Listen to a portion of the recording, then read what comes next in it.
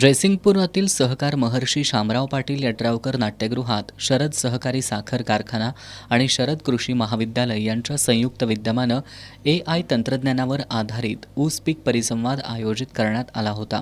यावेळी आमदार डॉक्टर राजेंद्र पाटील यड्रावकर आणि कृषी विज्ञान केंद्राचे विशेष तज्ज्ञ संतोष करंजे यांची प्रमुख उपस्थिती होती. यावेळी शेतकऱ्यांना मार्गदर्शन करताना संतोष करंजे यांनी शेती अडचणीत येऊन उत्पादन घटत असून शेतीमधील उत्पादन वाढवायचं असेल तर शेतकऱ्यांनी AI तंत्रज्ञानाचा अवलंब करणं गरजेचं असल्याचं सांगितलं. अमेरिकेनंतर भारतात महाराष्ट्र हे पहिलं राज्य आहे जिथं AIच्या आधारे शेती सुधारण्याचे प्रयोग प्रत्यक्ष अंमलात आणले जात आहेत.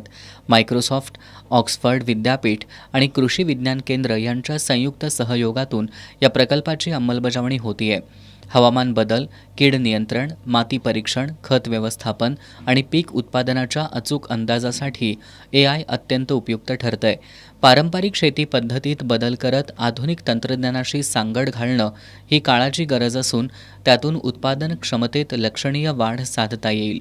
पारंपरिक सल्लागार किंवा स्थानिक मार्गदर्शक सर्वत्र पोहोचू शकत नसल्यानं AI आधारित मार्गदर्शन ही काळाची गरज ठरते. शेतकरी आणि कारखान्यांनी एकत्र येऊन आधुनिक तंत्रज्ञान स्वीकारल्यास शेती आणि उद्योग दोघांचाही सर्वांगीण विकास शक्य असल्याचं संतोष करंजे यांनी सांगितलं.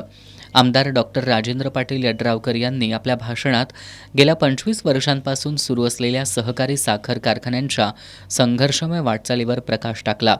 यावेळी वैज्ञानिक अधिकारी डॉक्टर समाधान सुरवशे, कृषी अधिकारी चंद्रकांत जांगडे, कारखान्याचे व्हाईस चेअरमन थबा कांबळे, अमरसिंह पाटील, विजय देसाई, मल्लाप्पा चौगुले, कारखान्याचे मुख्य कार्यकारी अधिकारी BA आवटी, प्रभारी कार्यकारी अधिकारी MM पट्टणकुडे, रणजित पाटील यांच्यासह कारखान्याचे सर्व संचालक, सभासद, शरद कृषी महाविद्यालयाचे विद्यार्थी आणि शिरोळ हातकणंगले तालुक्यातील शेतकरी मोठ्या संख्येनं उपस्थित होते.